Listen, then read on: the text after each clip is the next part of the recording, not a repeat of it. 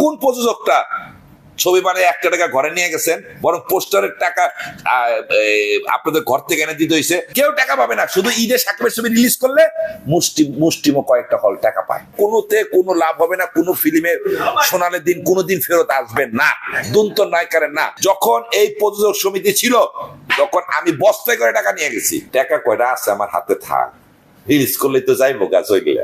আপনারা বলেন যে সাকিব একলাই রমরমা ব্যবসা করছে, তখন কিন্তু সাথে আরো কয়টা হিরো ছিল। আমরা যেমন আগের ঈদে যেমন ছবি চালিয়েছি প্রিয়তমা, আমরা সবাই ব্যবসা করেছি।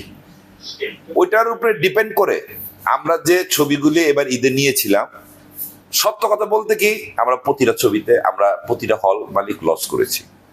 আমি নিজেও কয়েকটা হলের মালিক, আমি একটা হল চালাইছি, আমার সব হল বন্ধ রাখছি, রাখার পরে একটা হল চালানোর পরে আমি সেটা তো লস করছি। সেটা বড় কথা না, আমার যেটা ক্ষোভ, যেটা বলার জন্য আজকে ইউটিউবে বা ক্যামেরার সামনে আসছি, অরিজিনাল কথাটা বলার অনেকদিন আমার প্যানের ভিতরে ছিল। আজকে আমি বলি, আজকে প্রযোজক এই পরিচালক সমিতি বলেন, শিল্পী সমিতি বলেন, খসুবা আজকে শিল্পী সমিতি বলেন, যত সমিতি বলেন, আজকে আপনারা সমস্ত সমিতি এক হয়ে যতদিন প্রযোজক সমিতি আপনারা ঠিক না করবেন, ততদিন যতই আলোচনা, যত মিটিং, যত মিছিল, যত আলোচনা, যত ইলেকশন, কোনোতে কোনো লাভ হবে না, কোনো ফিল্মের সোনালী দিন কোনোদিন ফেরত আসবে না, দুন্ত নায়িকারের না। আজকে আমার পাশে যে আমার বন্ধু বসা আছে শামসুল আলম, এখানে বসা আছে খোরশেদ আলম খসরু, সাবেক প্রেসিডেন্ট, সাবেক সেক্রেটারি। আমি ছিলাম জয়েন্ট সেক্রেটারি, কোন সময় একসময় সেক্রেটারির দায়িত্ব পালন করছি। শরীফুদ্দিন দিবু মারা গেছে, সেই সময় আমার এই বন্ধুরা সাথে ছিল, বন্ধুরা থেকে আমরা একসাথে সমিতি চালাইছি। তখন আমাদের সিনেমা হল ছিল 600, 700, 800। আমরা একটা ছবি বানিয়ে নিম্নতমে টাকা ঘরে নিয়ে গেছি। আজকে আমি ক্যামেরার সামনে বললাম, কোন প্রযোজকটা ছবি বানিয়ে 1 টাকা ঘরে নিয়ে গেছেন, বরং পোস্টারের টাকা আপনাদের ঘর থেকে এনে দিতে হয়েছে। তারপরে যেদিনকার ছবি রিলিজ হয়েছে, চোখের রুমাল দিয়ে চোখের পানি মুছতে মুছতে আপনারা ইসে গেছেন, বাসায় চলে গেছেন। আর আমি লিটন বলতেছি, আজকে যখন এই প্রযোজক সমিতি ছিল, তখন আমি বস্তায় করে টাকা নিয়ে গেছি। অনেক প্রযোজক তখন আমাদের ইন্ডাস্ট্রিতে ছিল। এখন দেখেন আপনার হাতে গোনা কয়জন প্রযোজক আছে। আমি এত বড় প্রযোজক, আমি নিজে ছবি বানাই না। এই আমার পাশে বন্ধু বসা আছে, ও মাঝে করা ছবি বানায়, আমি জানি না ও লাভ করছে, আমি জানি ও লস করছে, এবং ওর আরো কয়টা ছবি বানানো আছে, ও ছবি রিলিজ করতেছে না কেন? মানুষের মানুষের ছবি বানিয়ে রিলিজ করার জন্য আমরা পাগল হয়ে যেতাম। এই যে আমার পাশে আমার বন্ধু বসা আছে, বলো বুকে আর দেও, কেন ছবি রিলিজ করতেছে না? কারণ টাকা কয়টা আছে আমার হাতে থাক, রিলিজ করলে তো যাইবো গাছ হয়ে গেলে, রিলিজ করলে তো টাকা চলে যাবে।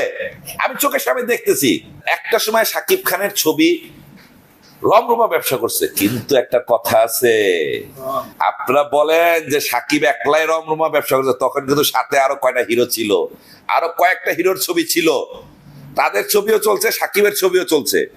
কিন্তু এখন আমাদের ফিল্মে ওই যে একটা কথা বলে গেছি একটু আগে, প্রযোজক সমিতি আমাদের আজকে 8টা বছর ধরে প্রযোজক সমিতি নাই।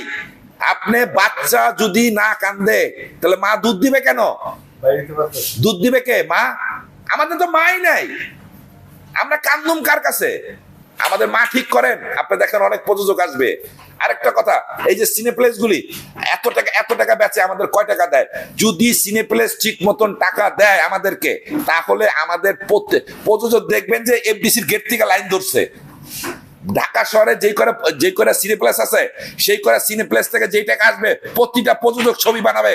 আজকে সিনেপ্লেক্স যদি ঠিক মতন টাকা দেয়, তাহলে আমি বলবো আজকে প্রযোজক যেভাবে মধুমিতা হল, অন্যান্য হল, ঢাকার বাইরে হল, বড় বড় হলগুলি, যশোর মনিয়া যেভাবে টাকা দেয়, সেভাবে যদি আমাদের ওই দেশে আমাদের টাকা দেয়, আমি আপনাকে ডিক্লার দিলাম, আজকে আপনার যে কজন বন্ধু বান্ধব আছে 50টা ছবি ডিক্লার দিব, এখানে দাঁড়িয়ে 50টা ছবি ডিক্লার দিব। কারণ সিনেপ্লাস আমাদেরকে অরিজিনাল টাকা দেয় না, সমস্ত অরিজিনাল মধুরা তারা খেয়ে যায়, আমাকে সোগারা ধরে দেয়। আমরা সিনেপ্লেস তো বানাই, আমরা সিনেমা হল বানাইছি, আমার নিজের একটা সিনেমা হল আছে।